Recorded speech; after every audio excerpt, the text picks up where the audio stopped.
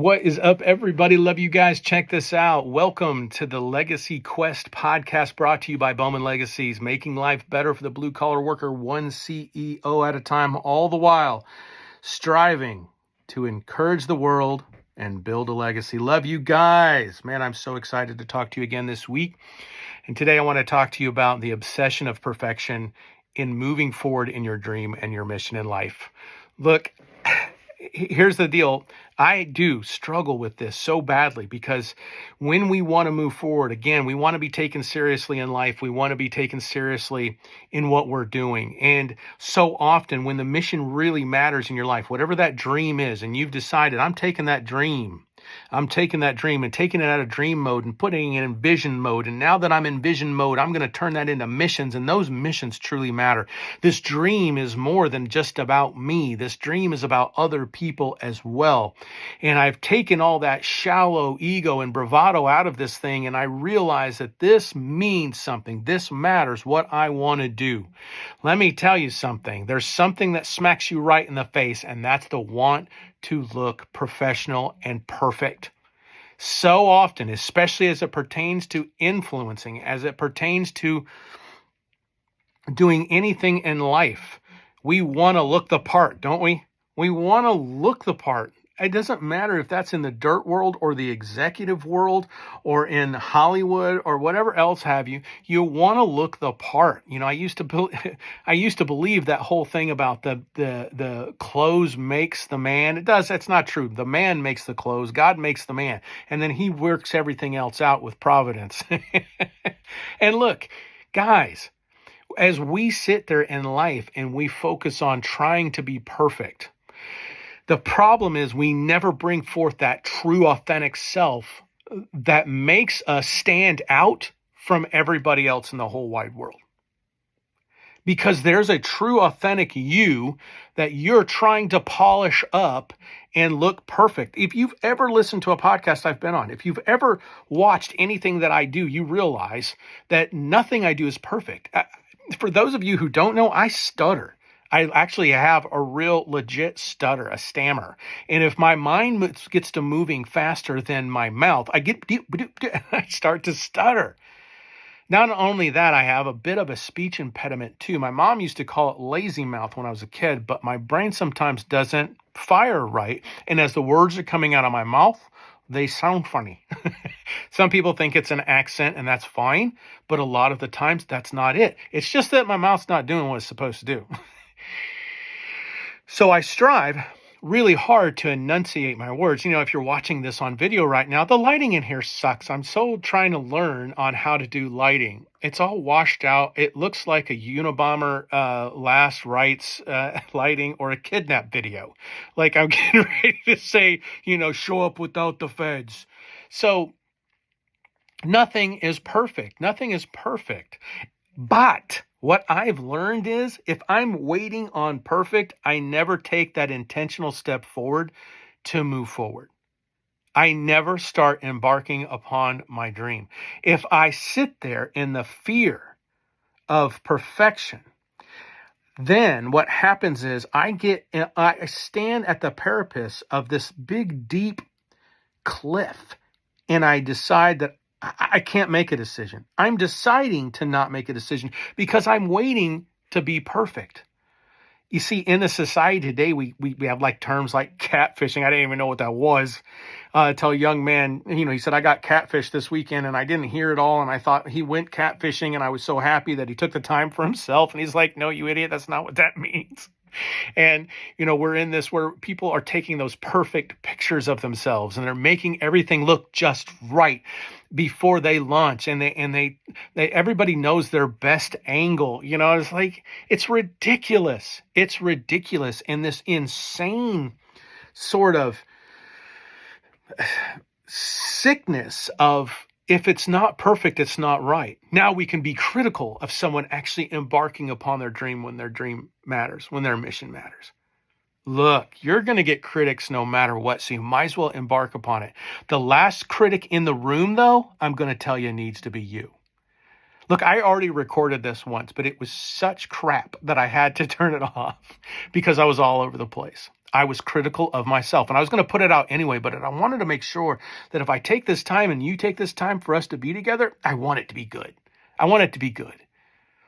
And so, but I didn't look at it in a critical or a judgmental eye. I looked at it in a critical eye and I said, okay, hey, look, this isn't coming across. And the last critic in this world, the last judgmental person in this room needs to be me. So I need to look at this to say, how can I improve without beating myself up? And so I'm asking you, when's the last time you looked at your dream and what you were doing and said, you know what? I don't have to be perfect. When's the last time you looked at your dream and whatever it is that you're striving to do and decided to say, I'm going to give myself some grace on how far I haven't gone, and I'm going to actually sit here and look on how far I have gone, see what's made me successful, and then try to replicate that and tweak it. I was once in a room with professional ballerinas, and it really rocked my world because they were stretching and getting ready. They were at what's called the bar. So it's this metal bar where they're kind of holding on as they're doing moves and they're looking at themselves in the mirror. And one of the beautiful things is I watched this young woman look at herself and she was just being very strategic about every place that she looked. So first she looked at her head and she realized that her chin was down and her chin needed to be up. And then she realized that she was slouching, and so she straightened her back. And then realizing that, she was so strategic by this, so overwhelming that she was like, okay, well, that changed my body altogether in the position that I'm trying to perform here. So she straightened her back, and then she moved her legs to tweak in such a way that she was doing it perfectly, or as perfectly as she could. And then she started to replicate and move in that position with her arms and try to keep that head up and that posture up. But she wasn't being damning to herself. She wasn't being so judgmental. And we say little things like, I was being so stupid back there. We say little things like, man, I'm a dummy. We say little things, but there's a saying, out of the abundance of the heart, the mouth speaks. Like I said, I have a speech impediment. Like I said, my brain doesn't fire always properly.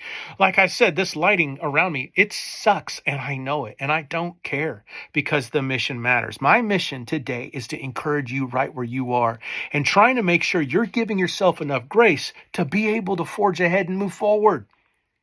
Look, if I sat there and worried about bumping into everything and making these noises that you hear and hearing the chair squeak and it sounds like a fart, I've got wires everywhere. I'm in this small little studio area and nothing seems right and it gets frustrating. But if I stop there and say, well, forget it, I'm not doing it, I'm going to tell you I cannot count on my social platforms how many times someone said, hey, what you said back there changed the direction of my life in a good way.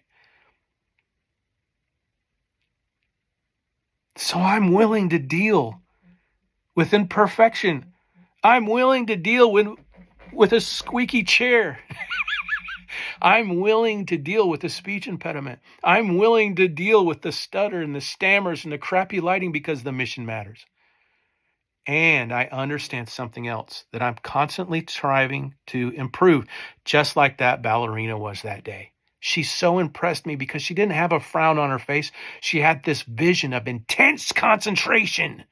She was looking just so keen. She looked like a hawk. She just had that hawk-like gaze upon her, so focused, so relentless, to look as good as she could and be as great at her craft as she possibly could. Instead of looking at every part of her, which judgment and disappointment with other women in that room were doing. Other men in that room were doing, but not her. She stood in confidence of knowing what she could do, all the while improving what she does do. Man, that is powerful. That is a huge step in the right direction, and that's what I want for myself. And that's what I want to share with you today. Stop waiting on perfect to take that next step.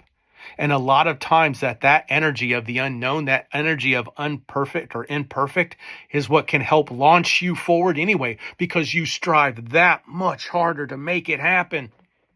See, all too often people pick a dream that is too easy to quit. And then on top of that, they stack wanting to be perfect in it. Sales weren't perfect. I quit. People didn't view that post. I quit. People didn't listen to that podcast. I quit. People didn't cheer. I quit. Look, if your mission matters, it doesn't matter if you get cheered or booed. You're still going to look and stare right into the gaze of adversity with a steely gaze, with your jaw set, with your fists ready to move forward and fight again. Look, I can't tell you how many times I've bombed on stage. I can't tell you how many times I put out a big stinker. I can't tell you how many times a post just absolutely failed. And I used to let that boggle me and bother me. But you know what's crazy about that? A couple years ago, I did a post about working late and being kind of delirious, and a stupid video that I put out of acting silly. I was singing a song like this, jingle bells, jingle bells. And I would send these silly things home to my kids. And I wanted to share that part of me. So I put that up on the internet years ago, and it did nothing. And then I put it up this last time, and it got like over almost 8,000 views in just a couple of days. And so for me, that's good. A lot of other people is like, well, if it's a million views, it's nothing. If it's not a million views, it's nothing. Well, bullcrap. I remember the day when I had 5 views, and I was excited about that. It's about moving forward in increments. I'm not ashamed of where I'm not. I'm working with what I've got, and I'm striving to build the kind of legacy that is beyond me, beyond my name, beyond the recognition of self, beyond my own history. In other words, long after I'm a cliff note, I want the things I've put out into the universe and life to perpetuate itself. I want truth. I want love. I want adoration, integrity, all those good things, compassion and grace to move on and echo from the life that I've lived. So if that makes me famous, fine. But that's not what I'm looking for. I'm looking to accomplish a mission, and that is to change the echo chamber of hopelessness in the blue-collar world and in this world around us, period. And to start throwing hope into that echo chamber and love into that echo chamber and forward thinking in that echo chamber, and that idea that you don't have to be perfect. And as a matter of fact, if you really want to set yourself apart, and I think this is one of the things that has set us apart, and I've been told this many times, I like your content because it's raw and it's real and it's you. You're not so overly polished. You don't have the drone shots and the canned rock and roll, and you don't have this and you don't have that. And they would go, and so many people have told me, I like it because you are being authentically you. Hey, look, you're imperfect, again, is somebody's perfect. You're imperfect is somebody's perfect. So whether you're embarking on a business venture, or you're trying to influence online, or man, maybe you're striving to get that promotion, you're striving to move forward and change the course or the direction of your life and bring something positive for once. Hey man, be you.